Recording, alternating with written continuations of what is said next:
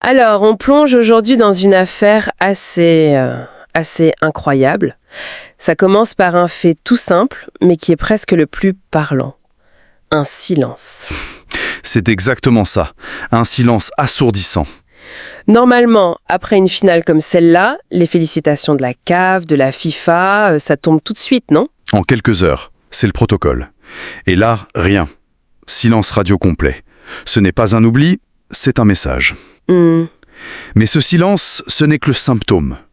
La véritable déclaration de guerre, si on peut dire, elle est beaucoup plus concrète. Elle est financière. Ah, vous faites référence à cette histoire de la prime de match? Exactement.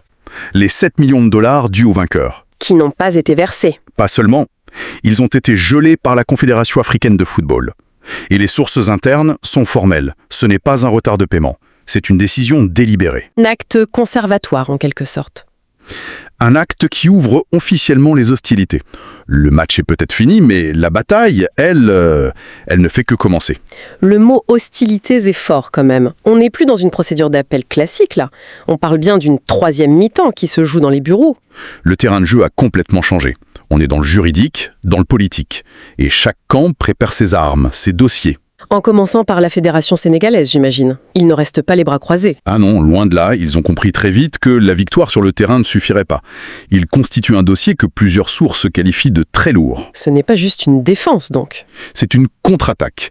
Ils documentent une série d'incidents, disons, extrêmement troublants tout au long de la compétition. Et quand on lit la liste, on sort très très vite du cadre purement sportif. On est bien au-delà des simples erreurs d'arbitrage, non ? Ah oui, on change de dimension.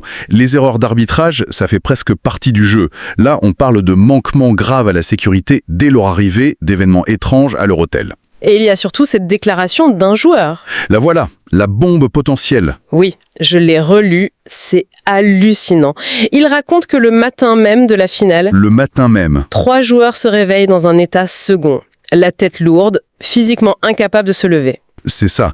Le joueur est prudent, il n'accuse personne nommément, pour des raisons juridiques évidentes. Bien sûr. Mais quand il dit que c'est une situation jamais vue auparavant dans toute sa carrière, le message est on ne peut plus clair. Il instille un doute terrible. C'est une pièce maîtresse pour leur défense. Ils ne disent pas seulement « on a bien gagné », mais Ils disent on a gagné malgré un environnement hostile où des choses inacceptables se sont passées. on bascule presque dans un roman d'espionnage. Et en face, du coup, que prépare l'autre camp ? Alors, en face, la riposte est totale. Et c'est un point crucial.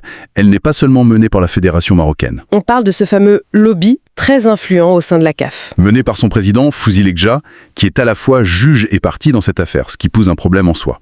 Et ce lobby, que beaucoup considèrent comme le vrai pouvoir de l'instance, ne cherche pas juste à contester. L'objectif est plus radical. L'objectif, c'est l'anéantissement de l'adversaire, effacer la victoire sénégalaise de l'histoire. Et pour y arriver, leur angle d'attaque, c'est cet incident, ce retrait momentané des joueurs sénégalais du terrain. Exactement.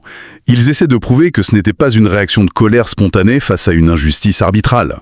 Mais un acte prémédité. Une conspiration politique, c'est le terme utilisé.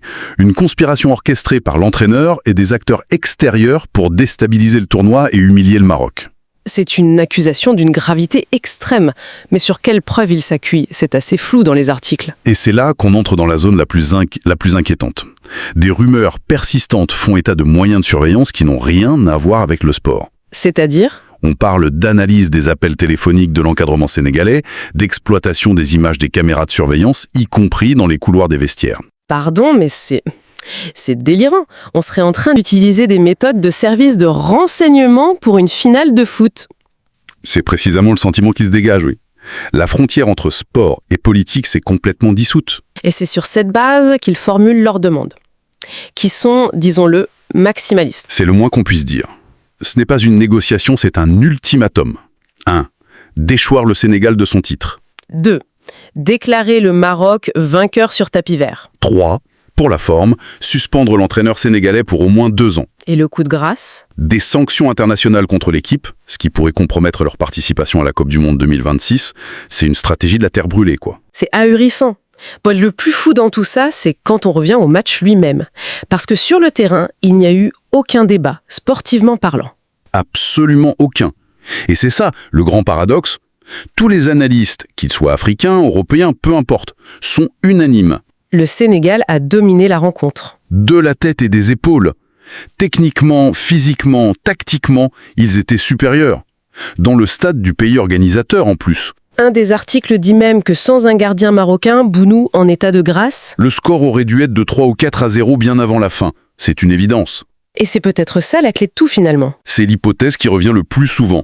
C'est justement parce que la victoire était impossible à contester sur le terrain qu'on la conteste avec une telle violence en dehors. C'est une manière de renverser la table quand on a perdu la partie. Exactement. Et au milieu de ce chaos, quelle est la position de la FIFA? Son rôle a l'air pour le moins ambigu. C'est la question à plusieurs millions de dollars. Et il y a deux lectures radicalement opposées. D'un côté, on apprend que l'unité d'intégrité de la FIFA a repris le dossier. Ce qui pourrait être un bon signe, une façon de dire on va s'assurer que les choses sont faites correctement. Oui, certains y voient la FIFA en rôle de garde-fou, pour éviter que la CAF, sous influence, ne commette l'irréparable. Mais de l'autre côté, il y a ce détail du président de la FIFA, Gianni Infantino, qui prolonge son séjour au Maroc bien après la finale. Un détail qui est interprété par beaucoup comme un signe de soutien politique très fort. Et cette lecture, disons, plus pessimiste, est alimentée par d'autres faits étranges. Comme quoi ? Le Nigeria, qui est fini 3e, n'a toujours pas reçu ses médailles. Le président de la commission de discipline de la CAF, un Sénégalais, a été temporairement remplacé pour statuer sur cette affaire. Chaque petit détail semble indiquer une manœuvre d'ensemble. Exactement. C'est un puzzle où chaque pièce semble un peu troublante. On en oublie presque les principaux concernés, les joueurs.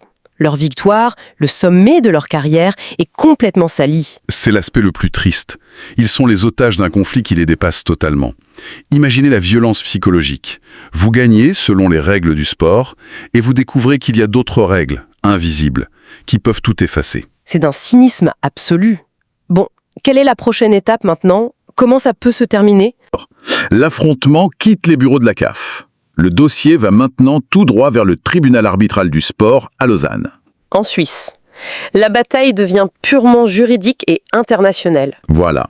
Le camp sénégalais se dit confiant, fort de son dossier et de la légitimité de sa victoire sur le terrain, mais en face, le lobby est si puissant que l'issue est, franchement, totalement imprévisible. On va assister à un combat d'avocats, plus qu'à une analyse sportive. C'est la judiciarisation extrême d'une finale de football. Au fond, quand on referme ce dossier, on se rend compte que la question n'est même plus de savoir qui a gagné ce match en fait. Non, ça va bien au-delà. La vraie question, c'est pour l'avenir.